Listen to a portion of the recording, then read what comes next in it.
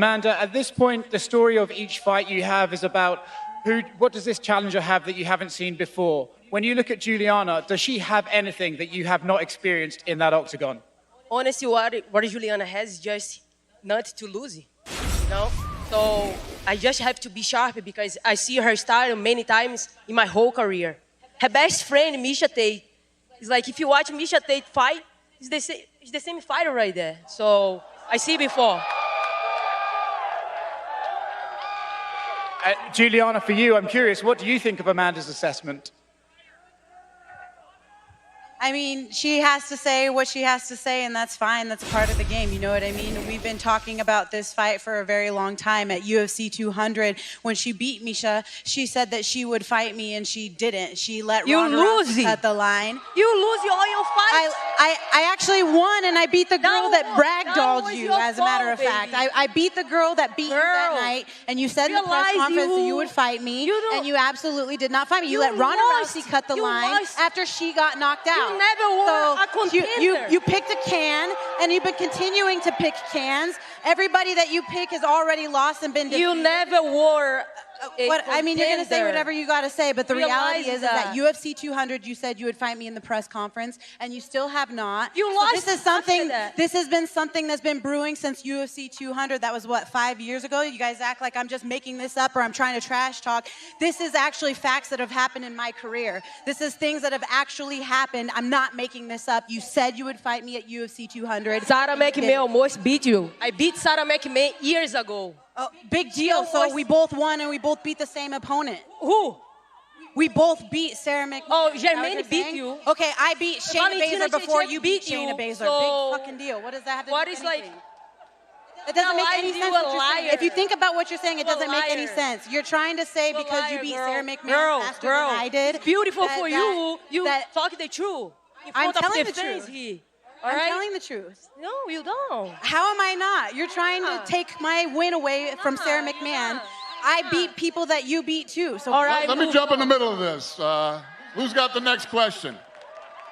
This shit will go on all night, I promise you. Honestly, like I'm ready for everything. She bring it up Saturday. Honestly, I'm the kind of fighter. I don't play with my opponent. I'm always focused, and I know it's gonna. I have 25 minutes, you know, to finish her. I just have to take my time and pick the shots in the right times and finish the fight. No matter what if she show up Saturday, I'm gonna have the answers and I will finish her. This belt not gonna go anywhere, baby. I'm telling you.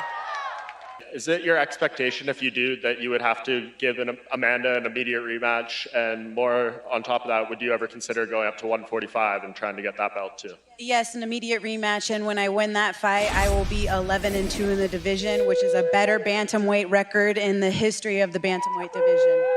And as far as walking up to 145, I don't know. I'm pretty comfortable in knowing that 135 is my proper weight class, but we'd have to cross that bridge when we get there. You know that's not gonna happen, right? What's not gonna happen? You're not gonna be a champion, girl. We'll find out Saturday night. We will find out Saturday night. One of us is gonna be dead wrong. We will see. We will. Okay. Put it down in your head right now. We will sleep. Think about Put it down in your head because we were already supposed to fight and you had COVID. That is my time, my month. We'll see. December is my month, baby. We'll see. All right? All right. Amanda, it's been a while since you've had an opponent who was so adversarial. How much do you welcome all the fire that Juliana is bringing to this fight? She doesn't. She didn't show up. You know, of course, like, I take longer. I got the COVID. I have to recover, of course. I don't need to lie. Like, why am I gonna lie? I have COVID. Like, it's not.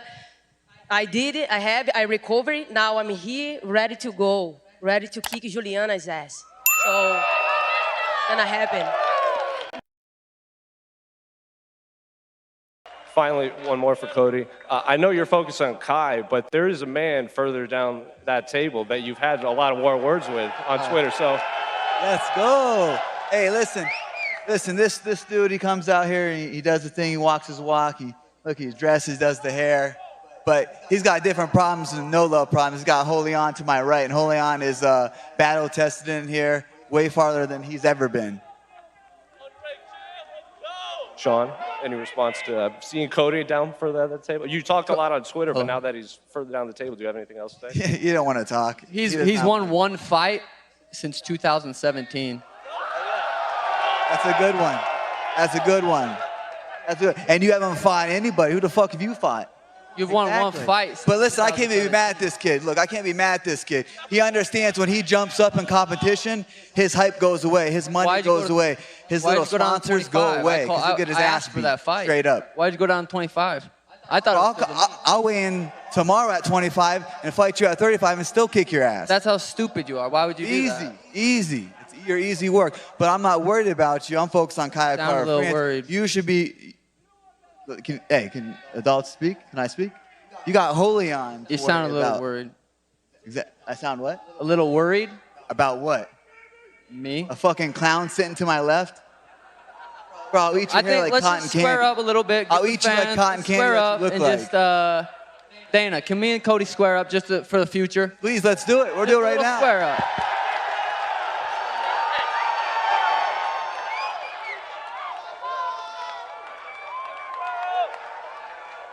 Hot sauce for everybody. Everybody gets a bottle.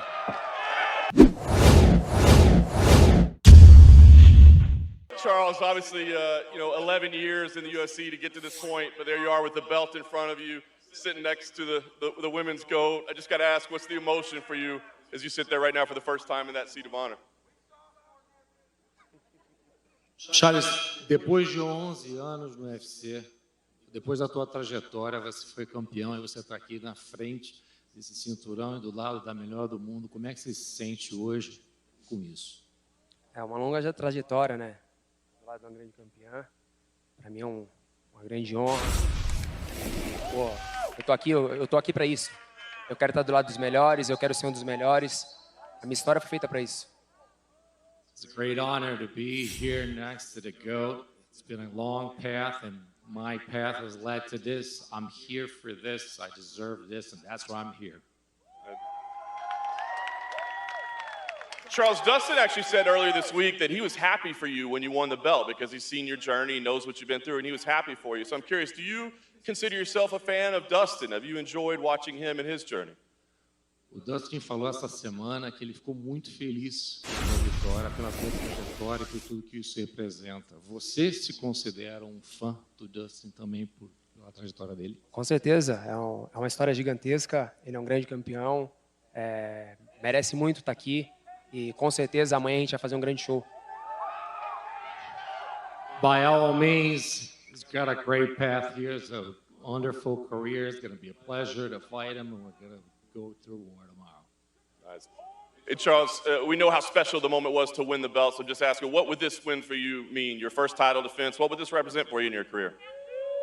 Depois de tudo que passou, o que significa para você defender esse título? O que significa uma vitória no sábado? Isso é um legado. Eu nasci para isso, eu nasci para estar aqui. Vocês sabem da minha história. Os médicos falaram que eu não podia jogar uma bola. E hoje eu sou campeão mundial do pesos leves. Então a minha história é gigantesca. You know my story. I have doctors when I was 10 years old telling me I couldn't even play ball. I was born to be here. My path has led to this. You're gonna see this. I was made for this. Nice, thank you. Then Dustin, obviously for you. Let's go!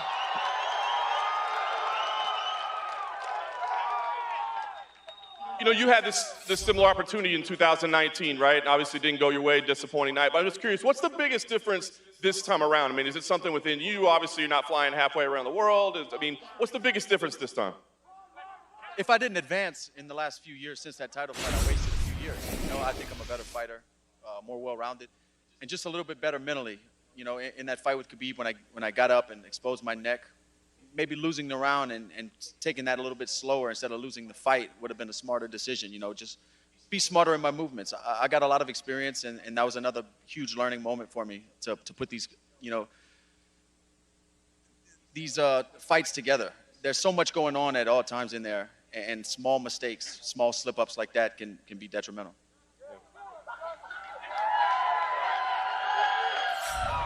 And Dustin, you had that amazing quote the other day where you said this fight is like 25 minutes for eternity, right? I mean, but I'm just curious, does that mean that like you look at this result as a way to measure your entire body of work? Like, can you not be happy with everything that you've done if you don't walk away with this win? Nothing that I've done from the moment I laced up a pair of boxing gloves, the moment I put on a pair of mixed martial arts gloves and hit the mat, ever has been done in vain. I've created a beautiful life for my family.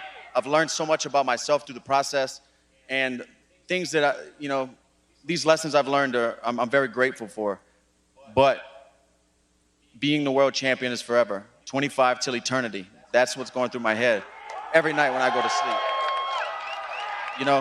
And it means a lot to me, man. I can't put into words truly what it means to me and my family. How nice is it to have gone into this fight week with no background noise, no animosity, and then you can come to this press conference and not have to worry about verbal sparring with anyone else? I didn't really worry about it the last time. I just, all that's noise, man. I'm too experienced for that stuff. When I was younger, I used to really pay attention to what people were saying and watch a lot of interviews and videos and footage, and I know who I am, man. Nobody can tell me who I am. I'm up here, put myself in this position, and I honor this position and the opportunity I have Saturday night. Nothing anybody can say or nothing that goes on from here to that bell ringing can change anything that's going to happen. Paid in full, baby. I'm sure you visualized getting to the title many, many times when you were younger in your career. How would you say that reality has matched the expectations you had when you were a young fighter?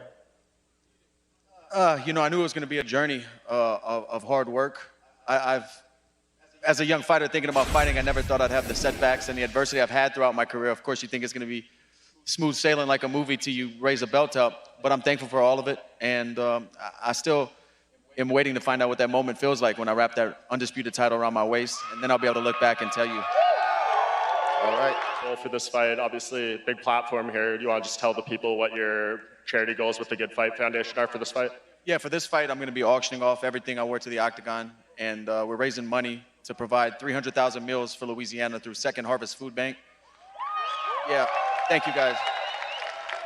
Back before my foundation was an actual foundation, just when I was auctioning things off or selling on eBay and giving money to local charities, before I had my own charity, I did work with them and we raised 2,000 meals. And this is like circling back, and I'm just thankful for the position for sure.